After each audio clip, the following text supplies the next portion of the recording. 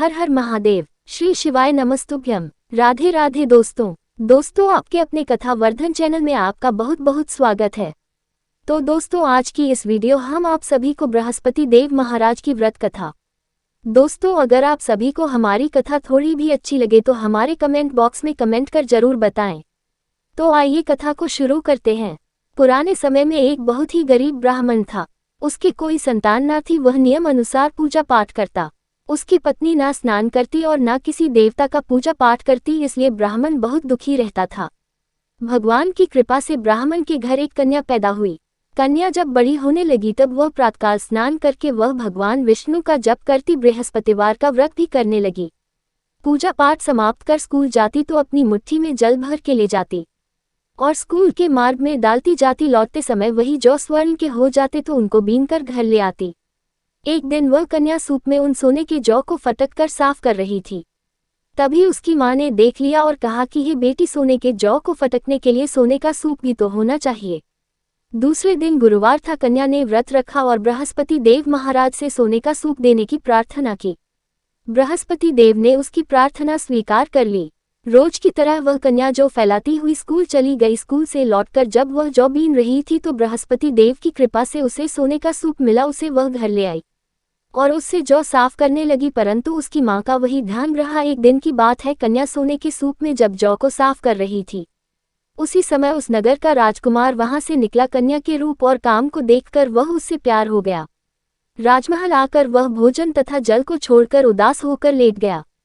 राजा को जब राजकुमार द्वारा अन्न जल छोड़ने का बात पता चला तो अपने मंत्रियों के साथ वह अपने पुत्र के पास गया और कारण पूछा। राजकुमार ने राजा को उस लड़की के बारे में बताया, फिर उस लड़की के घर का पता भी बता दिया। मंत्री उस लड़की के घर गया। मंत्री ने ब्राह्मण के पास राजा की ओर से निवेदन किया। कुछ ही दिन बाद ब्राह्मण की कन्या का विवाह राजकुमार के साथ शांतिपूर्वक हो गया। कन्या के विवाह के बाद उसके घर से जाते ही ब्राह्मण के घर में पहले की जैसे गरीबी आ गई। एक दिन दुखी होकर ब्राह्मण अपनी पुत्री से मिलने उसके ससुराल गया।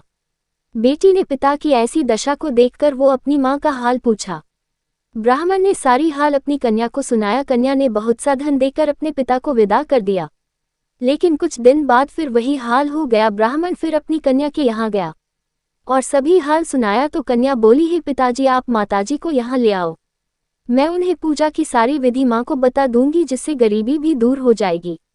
ब्राह्मण देवता अपनी पत्नी को साथ लेकर अपनी पुत्री के ससुराल मतलब राजमहल पहुंचे तो कन्या अपनी माँ को समझाने लगी, है माँ, तुम रोज सुबह स्नान करके विष्णु भगवान का पूजा पाठ करो तो घर की सारी परेशानी और दरिद्रता दूर हो जाएगी।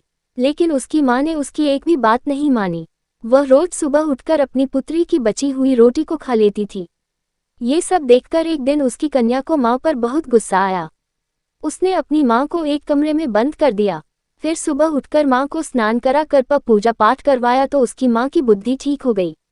इसके बाद वह नियम अनुसार पूजा पाठ करने लगी और हर बृहस्पतिवार को व्रत करने लगी। फिर विष्णु भगवान उससे खुश हो गए। इस व्रत के करने से मृत्यु के बाद वह स्वर्ग लोक को गई और ब्राह्मण भी सुखपूर्वक इस लोक का सुख भोग कर स्वर्ग को प्राप्त हो गया। तो दोस्तों आप सभी से हमारा निवेदन है कि आप लोग भी रोज सुबह उठकर स्नान करें और अपने घर के मंदिर में नियम अनुसार पूजा पाठ करें, जिससे आपको ब्राह्मण के जैसे इसी लोक में सारे सुख भोग कर स्वर्ग की प्राप्ति हो। तो दोस्तों आज की हमारी कथा अच्छी लगी हो तो हमारे कथा वर्धन चैनल को सब्सक्राइब करें, जिससे आपको हमारी नई वीडियो आप तक आसानी से पहुंच सके। धन्यवाद।